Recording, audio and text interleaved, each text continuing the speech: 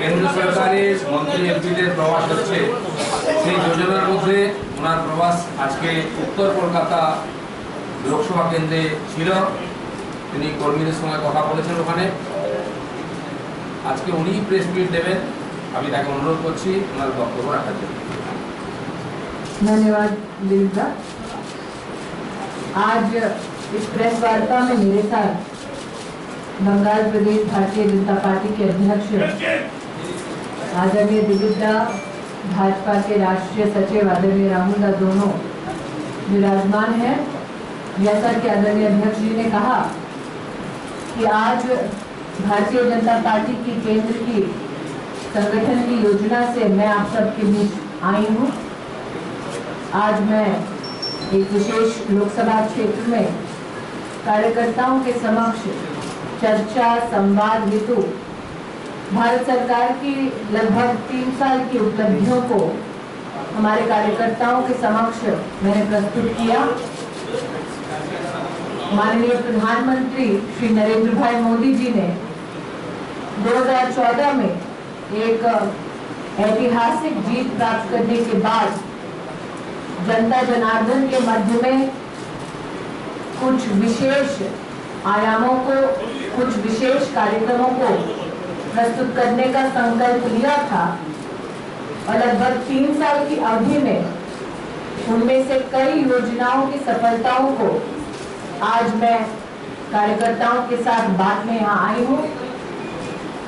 प्रत्यक्ष रूप से ये मेरे लिए हर्ष का विषय है कि जिस राष्ट्र में गरीब परिवार के व्यक्ति को बैंक से लोन प्राप्त करना एक चुनौती लगता था, वही आज प्रधानमंत्री मुद्रा योजना के तहत लोन प्राप्त कर रहा है, जिसके लिए उसे कोई भी कोलैटरल नहीं देना पड़ रहा।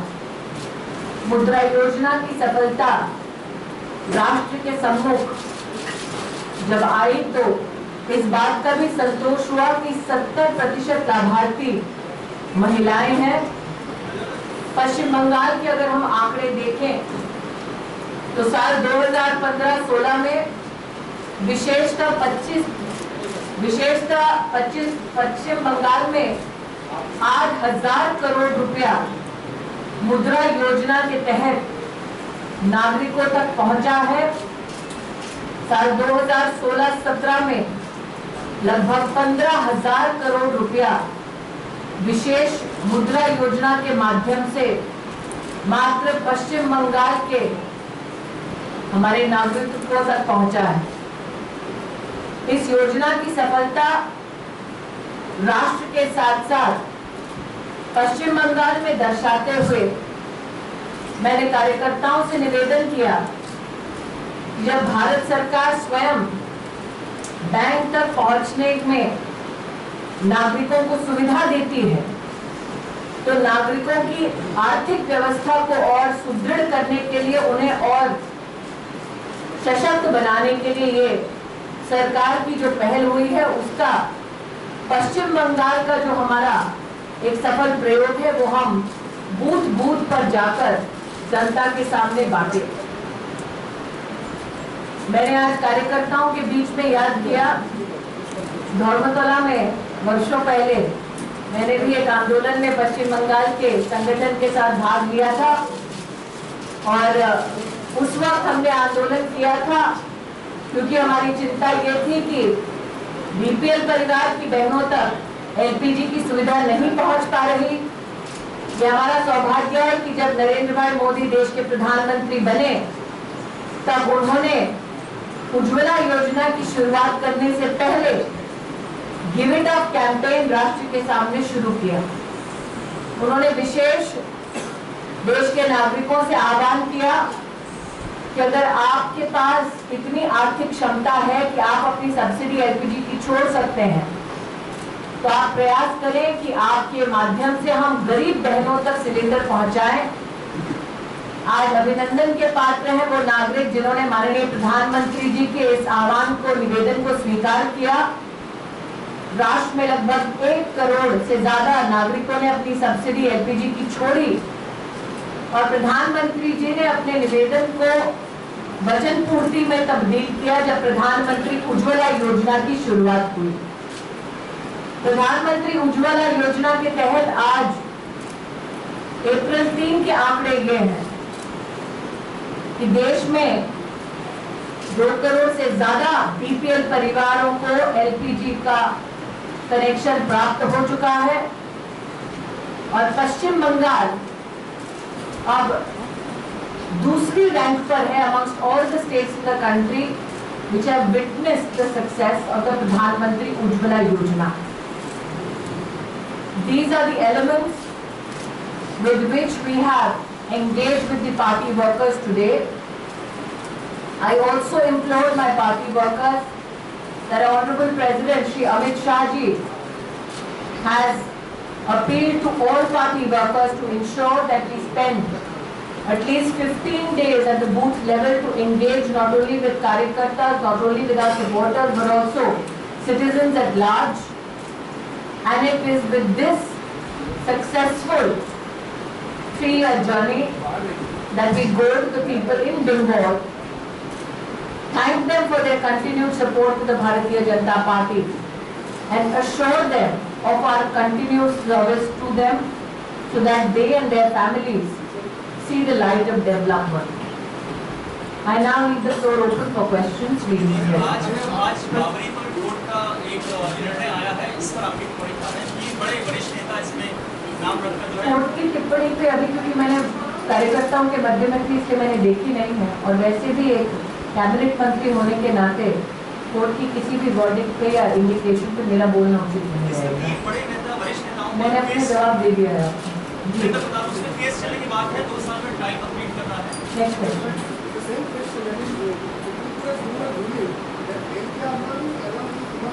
That is what I have said, sir. Being in the disposition of a cabinet minister, it would be improper for me to talk about a judicial activity considered right now. Any other question? What do you think about the BJP's performance in Bengal after the recent bilateral in which BJP emerged second? I think that is indicative of the conversion of votes in the hope of development by the people of Bengal. It is indicative of the efforts put in by the Bharatiya Janata Party Bengal unit. It is also indicative of the future direction in which BJP is headed. Also, it is indicative of the declining popularity of the TMC and other political parties in the state of West Bengal. दीदी, जब अटल बिहारी वाजपेयी की सरकार थी तब ममता बनर्जी ने एक घूस कांड के ऊपर में उन्होंने इस्तीफा दे दिया था। आज यहाँ बंगाल में नारदा कांड और शारदा कांड होने के बाद ममता बनर्जी चुप है, क्या कहना चाहेंगे इस बारे में?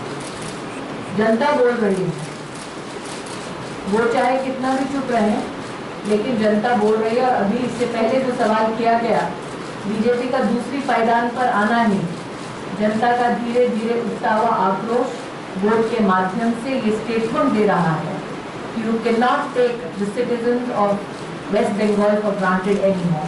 लेकिन दीदी जबकि ममता बनर्जी ने कहा है आपने यहाँ की दीदी बोल सकती दीदी के नहीं बोल अपना का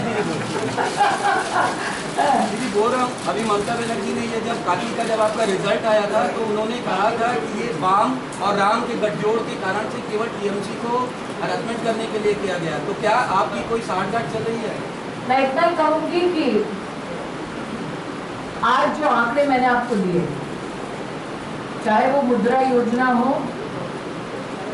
चाहे वो उज्ज्वला योजना, वो इस बात का संकेत है कि भारतीय जनता पार्टी ने एनडीए के शासन ने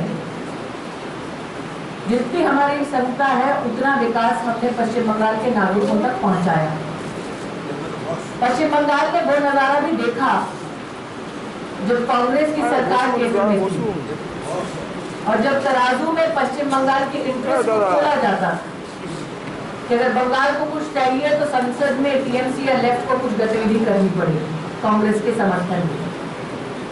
आज चाहे वो मुद्रा योजना हो, चाहे वो उज्ज्वला योजना हो, ये योजनाओं की सफलता पश्चिम बंगाल में अपने आप में इस बात का संकेत है कि हम जनता के भविष्य के साथ ना खिलवाड़ होने देते हैं, ना राजनीति को बीच में आने देते हैं। माननीय प्रधानमंत्री जी का पहले से ही निवेदन रहा है कि सबका विकास तभी संभव है जब सब साथ हैं और हर राष्ट्र की उन्नति उसके प्रदेश की उन्नति पर निर्भर करती है। और हमारा संकल्प और हमारा सपना यह है कि बंगाल भी उन्नत पथ पे देश में चले। आप जिस लोकसभा के बारे में अभी आए हैं उस लोकसभा का जो करंट एमपी है वो तृणमूल का संसद का नेता है सुदीप बंदोपाध्याय, उसको सीबीआई ने अरेस्ट किया। कल ममता बनर्जी उसके साथ साक्षात्कार करने गया था उड़ीसा में, क्या बोलेंगे ये?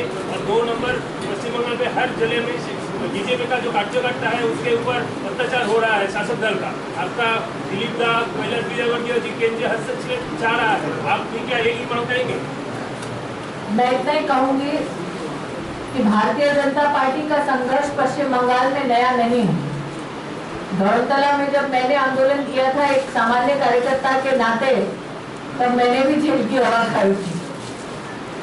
और मैं इतना ही कहना चाहूंगी कि हमारे कार्यकर्ता पश्चिम बंगाल में ये संदेश प्राप्त करें कि पूरे देश का संगठन उनके संघर्ष को प्रणाम करता है। पूरा देश आतुरता से देख रहा है कि किस प्रकार से कमल का फूल पश्चिम बंगाल की धरती पर खिलेगा। एक कैबिनेट मंत्री होने के नाते मेरी अपनी कॉन्स्टिट्यूशनल मर्यादा है, क्योंकि लॉ एंड ऑर्डर एक स्टेट सब्जेक्ट है, लेकिन साथ ही उस संविधान की वजह से एक अपेक्षा भी है कि कानून का दुरुपयोग नहीं होगा राजनीति के लिए।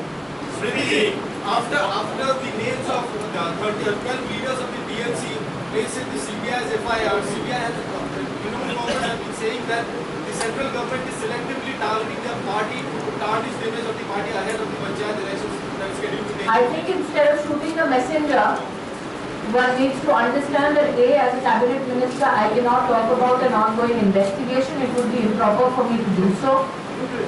I think in any way one should not create an environment where we subjugate a particular investigation agency to any kind of pressure. I will also say that the courts, the agencies will ensure that justice is done, and that is the only limited statement I will make on this, because I have constitutional propriety to uphold. I just told that gentleman so. Mamata Banerjee लगातार आरोप लगा रही है कि पश्चिम बंगाल में BJP criminal राजनीति कर रही है। पिछले दिनों रामनवमी का जुलूस हो या हनुमान जयंती का जुलूस हो, उस पर भी उन्होंने सवाल उठाए, काफी कड़ाई की, बीजेपी नेताओं को केस दर्ज किए, कार्यकर्ताओं को जेल में भेजा। इस पर क्या कहेंगे? ये उनकी राजनीतिक व्यवस्था का प्रमाण निश्चित रूप से हो सकता है, चाहे बौखलाहट का प्रमाण आप इसको मान लें, लेकिन पश्चिम बंगाल ने वो दिन भी देखा है जब दुर्गा माँ का विसर्जन भी रोका जाता है और कोर्ट को हस्तक्षेप करना पड़ा। इसलिए आज शायद पहली बार पश्चिम बंगाल के यूनिट के दफ्तर में प्रेस कॉन्फ्रेंस में मैं अपने आप को कॉन्स्टिट्यूशनल मर्यादा में बंधी हुई पाती हूँ। लेकिन मैं इतना ही कहना चाहती हूँ कि जो दिन प्रतिदिन बढ़त हो रही है हमारी जनता, जो स्वयं सड़कों पर उतर रही है और कई सामाजिक कार्यक्रमों में जनता जो उमड़ रही है, वो अपने आप में इस बात का संकेत है कि जनता में असंतोष है अन्याय को लेकर।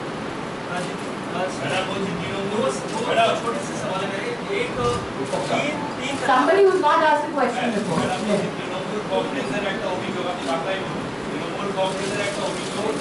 নারদা এবং সারদাকে নিয়ে পলিটিক্যাল ফায়দা তুলতে চাইছে বিজেপি এবং তার জন্য নারদা এবং সারদা ये पॉलिटिकल साजिश है, इसके कुछ और कुछ नहीं है, राजनीतिक षड्यंत्र है। दादा হিন্দিতে একটা প্রভাব আছে, উল্টা শোর কোতোয়াল কো ডাকে।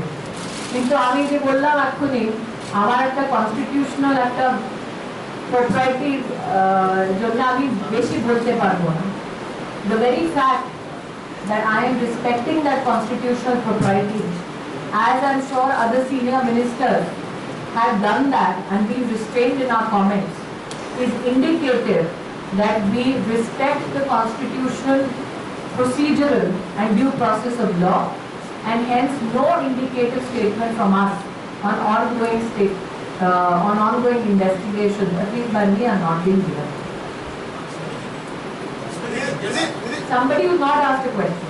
আপনার এই কনস্টিটিউশনাল প্রসপেক্টিভ জায়গা থেকে রাজ্যের অন্যান্য বিরোধীরা বলছেন যে বিজেপি মানে মোদি ভাই এন্ড দিনের মধ্যে একটা শর্টকাট হচ্ছে, সেই কারণে কেন্দ্রের নেতারা আসছেন এখানে। মমতা বন্দ্যোপাধ্যায় বা রাজ্য সরকারের বিরুদ্ধে সরাসরি কিছু বলছেন না, গণতন্ত্রের দোহাই দিয়ে।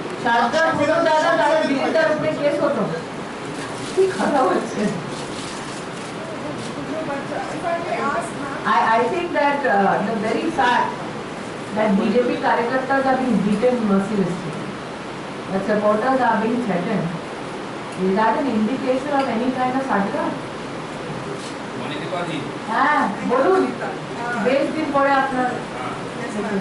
Just that basically follow-up of that. You are saying that there is no understanding, but the CPM continues to say that there is an understanding between the BJP and the student. And apparently there are reports in the papers today that some BJP leaders here don't want certain central ministers to come because they are soft on compounds. Is there any truth in this? No, I don't think so. I think the very fact that so many BJP senior leaders have come to West Bengal is indicative of the support of the government of India to the people of Bengal, indicative of support of the Bharatiya Janata Party national president, indicative of support not only of the national president and the party in Delhi, but the party overall in the country. The very fact that you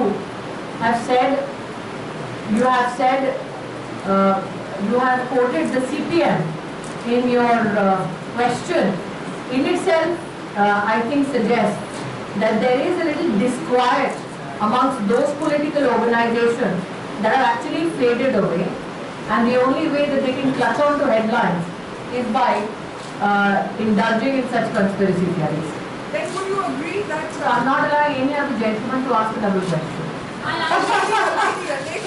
understand that you cannot answer on the Supreme Court verdict, but is it demoralizing for the BJP when something like this comes up? And because BJP is, as you see, it's been a kind of... I applaud your attempt to draw me into answering that question. I think you forget that I have a history in the media, so I will avoid to fall in your trap. Thank you so much. Very kindly. Yes, sir. जिस तरह से केंद्र सरकार चुनाव के दौरान प्रधानमंत्री ने कहा था कांग्रेस मुक्त भारत, तो क्या एक ऐसा दौर आ गया है, बीजेपी ऐसा मान रही है कि अब रीजनल पार्टियां जो क्षेत्रीय पार्टियां हैं उस पर कब्जा क्षेत्र में करना? भारतीय जनता पार्टी का संकल्प यही है कि राष्ट्र उन्नति के पथ पर बढ़े, और उन्नति के पथ पर बढ़ने के लिए जो राजनीतिक संस्थान, जो राजनीतिक पार्टियां गतिरोध बनकर रोड़ा अटका रही हैं देश की उन्नति में, उनको जनता जनार्दन स्वयं देश के एक राजनीतिक चित्र से उनका चित्र धूमिल कर रही है। तो ये कहना कि हम रीजनल पार्टीज पे बिग डैडी बीजेपी आके अटैक कर रहे हैं, bubble up, please understand that our urgent desire is to serve the people of West Bengal who deserve a better tomorrow. So what is a better tomorrow for the people of Bengal? On one hand, I talk about Ujjwala Yojana, I talk about Mudra Yojana. Bengal has many weavers. For the first time in the history of our country, under the leadership of Narendra Modi, I have in Delhi myself said that weavers' biggest challenge is that उसको अगर loom लेना पड़ता है तो उसके लिए उसको loan लेना पड़ता है। हमने कहा है कि 90% पैसा नया लूम लेने के लिए भारत सरकार भरने को तैयार है। I have seen no movement at all. So my desire is that let us ensure that we dedicate ourselves to the upliftment of Bengal, to ensuring development for Bengal. Yes, sir. Do you think the Mamata government in West Bengal is unduly pampering or indulging the minorities in our state? I will only say this, that this land which gave us a visionary leader like Shyama Prasad Mukherjee today cries out for justice. It cries out for justice for all. So when you have a deteriorating law and order situation, that affects every citizen. When you have no electricity in rural areas, that affects every citizen. When you have no industry available to employ young in the state, that affects every family. That is why the Honorable Prime Minister has said for India to grow, everybody has to grow together. I'll decide when is the final question. Yes, sir? I have a different question. Yes. Nationalism had a bring it up massively. You said something happened in the newspaper also. Being in the BJP party where the number of people is less as compared to the other party, how your ideology, like you said that the need to... I think that firstly, sir, your question is wrongly positioned. No, it's happening to Indian Express totally. Indian Express is never known to do a fair coverage with me. Okay. Sorry. Yes, ma'am? And Tibat Talaq was the main issue during the UP election time. Yes. Now Azam Khan has targeted BJP saying that Tibat Talaq mainly depends on Muslim Sharia and other parties should not interfere into it. I think somebody who was more interested that the police looks for his buffaloes than look for anti-social elements is least positioned to talk about safety, security and women's rights. I also feel that today you have a government in Uttar Pradesh which is taking a constitutional stand, which is legally vetted, which I am sure will ensure justice. But it's interesting that I am addressing you in a state which is headed by a female chief minister. And when we talk about justice for all, I would love to hear what Mamata Ji has to say about Tribal Talaq. Thank you so much, ladies and gentlemen.